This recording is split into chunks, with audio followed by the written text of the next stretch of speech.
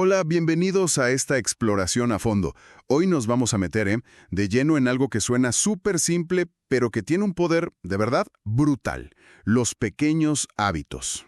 Así es. Vamos a desmenuzar las ideas clave de Hábitos Atómicos de James Clear. Pero ojo, no es la típica charla de transformación de la noche a la mañana, ¿verdad? Para nada. Aquí la onda es más bien descubrir el impacto real, que a veces ni vemos, de mejorar pues apenas un poquito cada día, pero consistentemente. Exacto. La constancia es la clave. Nuestra misión hoy, digamos, es entender cómo esa famosa mejora del 1% diario, que al principio dices, ¿esto qué?, puede generar unos resultados espectaculares a largo plazo. Es como el interés compuesto, pero en la vida diaria. Justo eso, como en las finanzas, pero aplicado a nosotros. Vamos a ver por qué, según este análisis, es mucho más efectivo enfocarnos en los sistemas, en el cómo, que en las metas finales. Ujú. Y también cómo algo tan profundo como nuestra identidad, quienes creemos que somos, es la verdadera palanca para un cambio que dure. Totalmente. Y bueno, no nos quedaremos solo en la teoría, ¿verdad? La idea es buscar esas estrategias prácticas, esas como pepitas de oro que da el autor, Eso. para construir los hábitos buenos, los que sí queremos, y también, bien importante, para romper los que nomás nos estorban. Sí, esos que arrastramos. Ajá, vamos a ver un poco la psicología detrás, cómo el entorno nos influye, para que esto no se quede en buenas intenciones, sino que de verdad tengamos herramientas útiles. Perfecto, pues arranquemos con esa idea central, la del interés compuesto de los hábitos. Suena casi, pues sí, trivial, mejorar solo un 1%. Parece poquito, ¿no? Exacto, pero fíjate que el análisis muestra un poder como explosivo en la constancia. No es lineal, es exponencial. Ujú. Ese esfuercito diario, casi invisible, te puede llevar, según Clear, 37 veces más lejos en un año. Es contraintuitivo, pero ahí está la fuerza. Es impresionante cuando lo ves así. Y aplica para todo, ¿eh? La productividad, ese poquito extra que haces hoy, el conocimiento, leer unas páginas cada día, las relaciones, un gesto amable. Todo va sumando. Y aguas, porque la moneda tiene dos caras.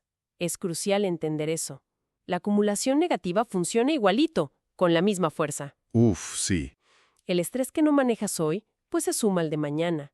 Esos pensamientos negativos que dejas correr van creando una espiral. Claro. Incluso se menciona el ejemplo de la indignación social, que a veces explota por la suma de muchas pequeñas microagresiones, ¿no? Sí, se va acumulando. Y aquí entra un concepto que para mí es fundamental. La meseta del potencial latente. Suena interesante eso. ¿Cómo es? Es como calentar agua. Imagina, a 80 grados no pasa nada. A 90 tampoco, 95, parece que no haces nada. Ajá. Hasta que de repente, a los 100 grados, ¡pum!, hierve. Wow. Claro. Los resultados de los hábitos no son inmediatos. Hay un tramo, a veces largo, donde parece que no avanzas, que estás estancado, hasta que cruzas ese umbral crítico. O sea, es una lección de paciencia. Totalmente. Paciencia y fe en el proceso. Confiar en que esas pequeñas acciones sí están construyendo algo, aunque no lo veas todavía. Entendido. Y eso de la paciencia y el proceso pues nos lleva directo al siguiente punto clave, la diferencia entre obsesionarnos con las metas y construir sistemas. Exacto. Las metas nos dicen a dónde queremos llegar, ¿no? Tipo, quiero bajar 10 kilos o correr un maratón. Son el destino, ¿El qué? el qué. Pero los sistemas son el camino, las rutinas, las acciones diarias que nos llevan ahí. Hay una frase en el material que me encantó. Lo que distingue a los ganadores no es la meta. Que todos pueden tener la misma. Exacto, sino la estrategia, el sistema de pequeñas mejoras continuas. Sí, porque piénsalo, enfocarte solo en la meta tiene sus trampas, ¿no? A ver, ¿cómo cuáles? Bueno, primero, ¿qué pasa cuando la alcanzas? ¿Se acaba la motivación? A veces sí. Te relajas. ¿Cierto? Además, ¿cuántas veces posponemos sentirnos bien o felices hasta llegar a la meta? Vives esperando. Uf, sí, el seré feliz cuando. Ese. Y lo peor, creo yo, es que si no construiste un sistema sólido debajo, en cuanto logras el objetivo, ¿qué pasa? Vuelves a lo de antes. Exacto. Los viejos hábitos regresan.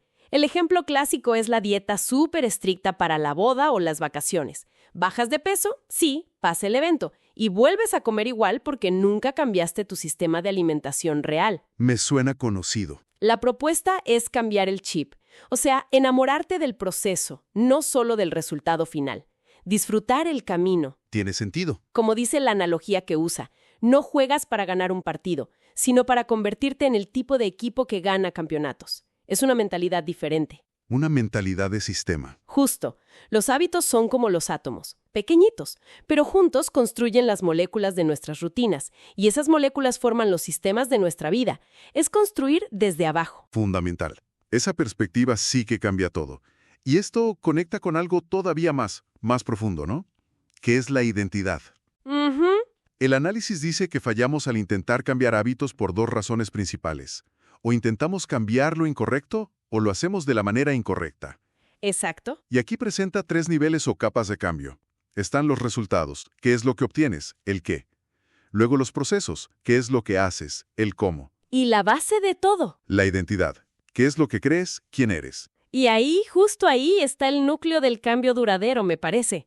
El cambio más potente viene de modificar la identidad. No solo los resultados. No, los resultados son como la punta del iceberg. Los procesos son las acciones que haces, pero la identidad es la masa de hielo sumergida, lo que realmente sostiene todo. Entiendo. La idea es muy potente.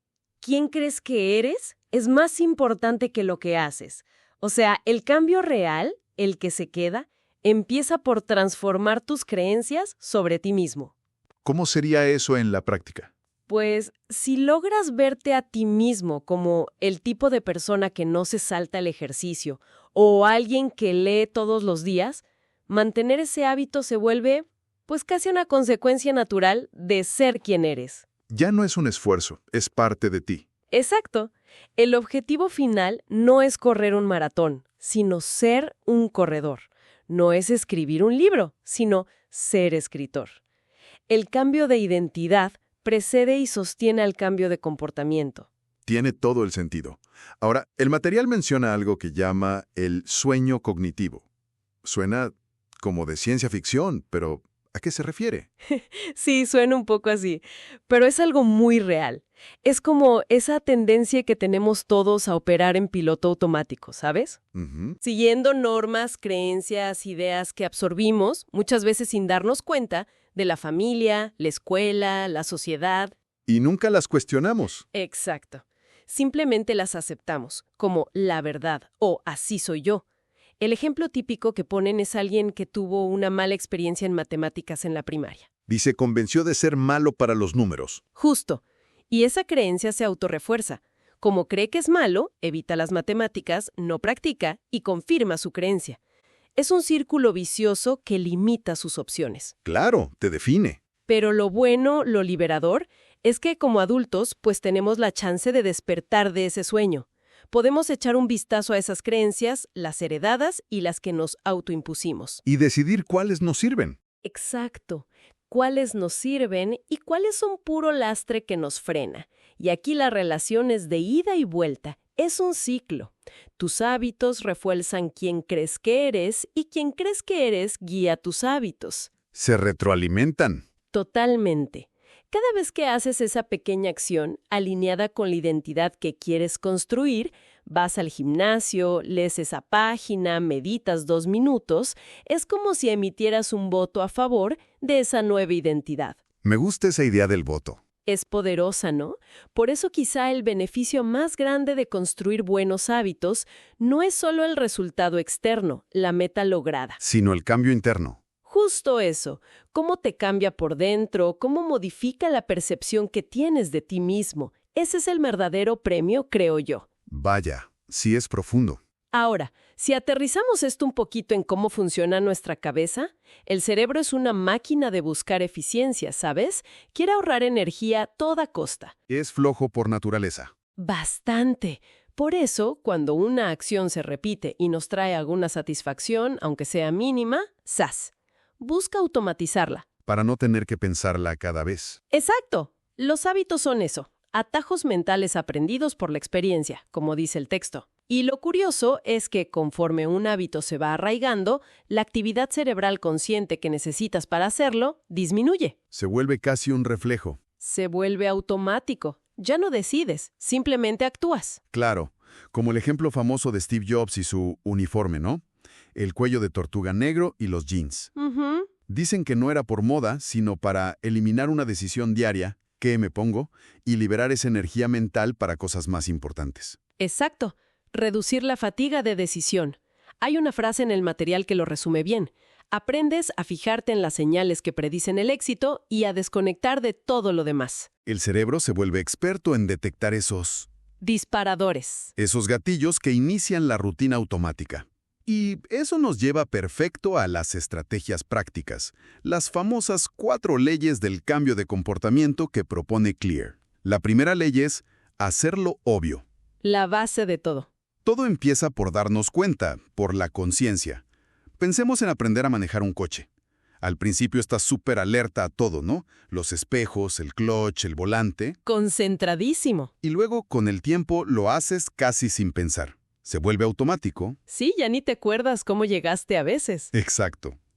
Para recuperar esa conciencia sobre nuestros hábitos diarios, los buenos y los malos, se menciona una técnica japonesa curiosa, la de señar y llamar. Ah, sí, la de los trenes. Esa misma, que los conductores señalan objetos clave, un semáforo o un indicador, y nombran la acción en voz alta, señal verde.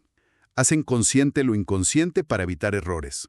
Y funciona, ¿eh? Reduce errores y accidentes. Impresionante. Y una herramienta más personal que sugiere es el cuaderno de notas de hábitos. Sencilla, pero poderosa. Simplemente anotar tus acciones diarias, lo que haces durante el día, y calificarlas. Esto es positivo, plus, esto negativo, menos, esto neutro, igual. Solo para ver tus patrones reales. Es como hacerte un diagnóstico, ver dónde estás parado realmente, sin autoengaños. Es el primer paso para saber qué quieres cambiar. Y dentro de esta idea de hacerlo obvio, hay 2 tácticas muy concretas que menciona. Una es la intención de implementación. Suena como muy formal eso. Sí, el nombre es un poco rimbombante, pero la idea es súper simple. Hacer un plan específico de cuándo y dónde vas a hacer tu nuevo hábito. Ah, ok. La fórmula es básica. Voy a hacer este comportamiento a las tal hora en este lugar. Darle coordenadas claras al cerebro. Exacto. No es lo mismo decir voy a hacer más ejercicio que decir voy a salir a caminar 20 minutos a las 7 a.m. alrededor del parque. La especificidad aumenta brutalmente la probabilidad de que lo hagas. El tiempo y el lugar son anclas mentales poderosas. Entiendo. ¿Y la otra táctica? La otra es el apilamiento de hábitos, que es básicamente enganchar el hábito nuevo que quieres formar a uno que ya tienes súper dominado, que ya haces sin pensar. Como aprovechar el aventón. Justo eso. La fórmula es, después de mi hábito actual, voy a hacer mi hábito nuevo. A ver, un ejemplo. Por ejemplo, después de servirme mi taza de café por la mañana, algo que ya haces automáticamente, voy a leer una página de un libro, el hábito nuevo. O después de quitarme los zapatos al llegar a casa, hábito actual, voy a poner la ropa de ejercicio sobre la cama, hábito nuevo. Ah, ok. Aprovechas el impulso de la rutina que ya existe. Exacto. Funciona porque el hábito actual ya tiene un camino neuronal bien marcado en tu cerebro. Es más fácil pegar el nuevo ahí. Tiene lógica. Pero ojo, no todo es planificación interna. Dentro de esta ley de hacerlo obvio, hay un factor gigante que a veces olvidamos: el entorno. El ambiente que nos rodea. Exactamente. Ya lo decía un psicólogo hace años, Kurt Lewin. El comportamiento depende de la persona y su ambiente. Estamos rodeados de señales, de estímulos que disparan nuestras acciones, muchas veces sin que ni cuenta nos demos. Como ver un anuncio de comida chatarra. Y de repente te da antojo. O si quieres dejar de comer galletas, pero tienes el paquete ahí, a la vista en la cocina, la tentación es constante y brutal. Sí, es una lucha. Incluso menciona el concepto de compra por impulso de sugerencias.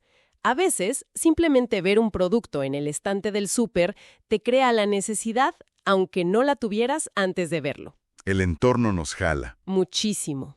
Y en eso, las señales visuales son como las reinas, ¿no? La vista domina nuestra percepción. Totalmente. Somos seres muy visuales. Entonces, la sugerencia práctica es diseña tu entorno activamente. No seas víctima de él. Sé el arquitecto de tu espacio. Eso. Haz que las señales de los buenos hábitos sean súper visibles, obvias. Deja la ropa de ejercicio lista la noche anterior. Pon la fruta en un frutero a la vista, no escondida en el refri. Deja el libro que quieres leer sobre la almohada. Y al revés con los malos hábitos. Exacto. Esconde o dificulta el acceso a esas señales. Guarda el control remoto de la tele en un cajón. Borra las apps de redes sociales de la pantalla principal del celular.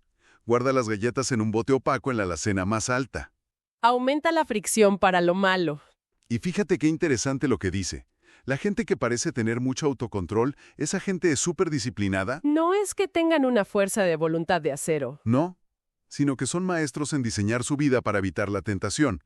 Optimizan su espacio físico y digital para que lo fácil sea lo bueno. Es jugar inteligentemente, no luchar constantemente. Me parece genial eso. Bueno, pasemos a la segunda ley. Hacerlo atractivo. Esta es clave porque toca la motivación.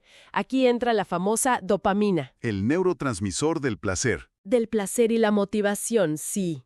Y lo fascinante, según los estudios que cita el material, es que la anticipación de la recompensa, esa expectativa de que algo bueno va a pasar, genera un pico de dopamina a veces más grande que la recompensa misma. ¡Wow! O sea, desearlo es más potente que obtenerlo. En términos de motivación para actuar, parece que sí. Es ese deseo, esa expectativa, lo que realmente nos mueve a echarle ganas. ¡Qué interesante! ¿Y cómo usamos eso a nuestro favor? Una estrategia muy buena es la agrupación de tentaciones. Suena divertido, ¿no? Sí, ¿cómo es? Es simple. Unes algo que quieres hacer, algo que te gusta mucho, con algo que necesitas hacer, pero que quizás no te encanta tanto. Ah, como un 2x1. Algo así. El ejemplo clásico es: solo voy a ver mi serie favorita de Netflix, lo que quiero, mientras estoy en la caminadora, lo que necesito. O solo voy a escuchar mi podcast favorito, lo que quiero, mientras preparo la comida saludable de la semana, lo que necesito. Haces la tarea necesaria más placentera al asociarla con algo atractivo. Exacto. Le das un empujoncito de dopamina a la tarea difícil. Muy buena táctica. Y en esto de hacerlo atractivo, supongo que también entra el factor social, ¿no? Fundamental. Somos animales sociales hasta la médula. Tenemos un deseo innato de pertenecer, de ser aceptados, de encajar. Sí, claro. Y por eso tendemos a imitar los hábitos de 3 grupos principales: la gente cercana, nuestra familia, nuestros amigos, la mayoría, lo que hace la tribu a la que pertenecemos o queremos pertenecer, y la gente poderosa o admirable, los que tienen estatus o respeto.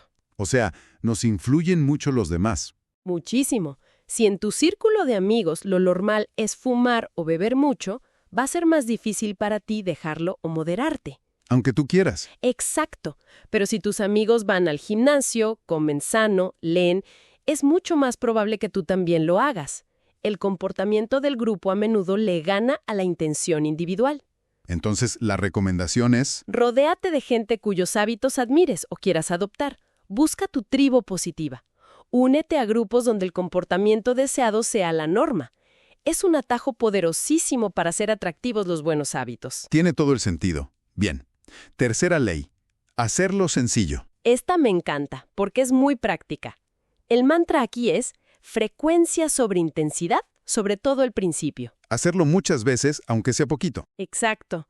Para que un hábito se pegue, se automatice, es más importante la repetición constante que intentar hacer mucho de golpe y luego abandonar porque te quemaste o te pareció muy difícil. Bajarle a la fricción. Quitar obstáculos, hacerlo lo más fácil posible para empezar. Y la estrategia estrella aquí es la famosa regla de los 2 minutos. Ah, sí le he oído. ¿Cómo funciona exactamente? La idea es súper simple. Cualquier hábito nuevo que quieras empezar, debes comenzarlo con una versión que te tome menos de 2 minutos hacerla. ¿Menos de 2 minutos? Sí. ¿Quieres leer más? El hábito inicial es leer una página. Toma menos de 2 minutos. ¿Quieres hacer yoga? Hábito inicial: sacar el tapete de yoga. ¿Quieres comer más sano? Hábito inicial: comer una pieza de fruta. Pero eso es muy poco. Ese es el punto. La clave no es lograr un resultado enorme al principio, sino automatizar el acto de empezar, vencer la inercia. Una vez que ya sacaste el tapete, es más fácil hacer 5 a 10 minutos de yoga. Una vez que leíste una página, quizás sigas con otra. Ah, ya entendí. ¿Es como un truco para arrancar? Es un truco genial para arrancar y construir el ritmo. Ya después, gradualmente, le puedes subir la intensidad o la duración. Pero primero, haz que aparecer en la línea de salida sea fácil, casi sin esfuerzo. Y para los malos hábitos, supongo que es al revés. Exactamente. Hazlos difíciles. Añade pasos, crea barreras, aumenta la fricción. Si quieres ver menos tele, quita las pilas del control remoto y guárdalas en otro cuarto. Si quieres gastar menos, deja las tarjetas de crédito en casa y sal solo con efectivo. Ponerte obstáculos a ti mismo. Dificultar el camino hacia la tentación. Me gusta. Y llegamos a la cuarta y última ley. Hacerlo satisfactorio. Esta cierra el círculo. Nuestro cerebro está programado para repetir acciones que producen una recompensa, una satisfacción inmediata. El problema es que muchos hábitos buenos no dan esa satisfacción inmediata, ¿verdad? Exacto. Comer sano, hacer ejercicio, ahorrar dinero. La recompensa grande viene a largo plazo. En cambio, los malos hábitos, como comer chatarra, fumar, gastar, suelen tener una recompensa placentera al instante. Y el cerebro prefiere lo inmediato. Por mucho. Por eso el reto es encontrar formas de darle a tu cerebro una pequeña victoria, una dosis de satisfacción, justo después de hacer el buen hábito, para que quiera repetirlo. ¿Cómo qué tipo de satisfacción? Puede ser algo súper simple, como marcar una X grande y roja en un calendario cada día que cumpliste tu hábito. Ver esa cadena crecer es satisfactorio. Usar una app de seguimiento que te felicite, darte un pequeño permiso después de lograrlo. ¿Reforzar positivamente la acción? Exacto. Y otra herramienta potente que menciona aquí es el compañero de responsabilidad o contrato de hábitos. Tener a alguien que te vigile. Más o menos. Es tener a alguien a quien le rindes cuentas. Puede ser un amigo, un familiar, un coach. El simple hecho de saber que tienes que reportarle si cumpliste o no, crea una consecuencia social inmediata. No quieres quedar mal. Exacto. Aprovecha nuestra necesidad de aprobación social. No quieres defraudar a la otra persona o quieres sentir su reconocimiento. Eso puede ser un motivador mucho más fuerte en el corto plazo que la meta lejana de bajar de peso o ahorrar para el retiro. Usar la presión social a tu favor. De forma positiva, sí. Y un último punto interesante sobre la satisfacción. El reto adecuado también genera satisfacción. Si un hábito se vuelve demasiado fácil, mecánico, te aburres. Necesitamos sentir que progresamos. Exacto. La satisfacción también viene de sentir que estás superando obstáculos, aunque sean pequeños y manejables. Es encontrar ese punto dulce entre lo demasiado fácil y lo imposible, lo que llaman práctica deliberada. Entendido. Y bueno, para ir como cerrando el ciclo de cómo funciona todo esto, es bueno recordar algo que se menciona al principio y al final. Antes de que algo sea una señal que dispare un hábito, necesita tener un significado para ti. La conciencia es el primer paso. Darte cuenta. Después viene el deseo, el anhelo. Esa es la verdadera fuerza motriz. Necesitamos de alguna forma cultivar activamente ese anhelo por el resultado del hábito bueno, alimentar ese deseo. Y ahí las emociones son clave, ¿no? Totalmente. El análisis recalca mucho eso. Las emociones nos impulsan a actuar mucho más que la lógica fría. Sentir el deseo, la anticipación positiva de la recompensa, eso es lo que realmente nos pone en marcha. Más que saber que deberías hacerlo. Mucho más. Y entonces cuando actuamos, esa es la respuesta, y la experiencia resulta satisfactoria, la recompensa, aunque sea mínimamente, El cerebro dice, oye, esto estuvo bien, hay que repetirlo. y con suficientes repeticiones de ese bucle, señal, anhelo, respuesta, recompensa, Se graba, se automatiza. Y ahí, cuando haces la acción casi sin pensar, es cuando de verdad podemos decir que has formado un hábito. El círculo se completa. ¡wow!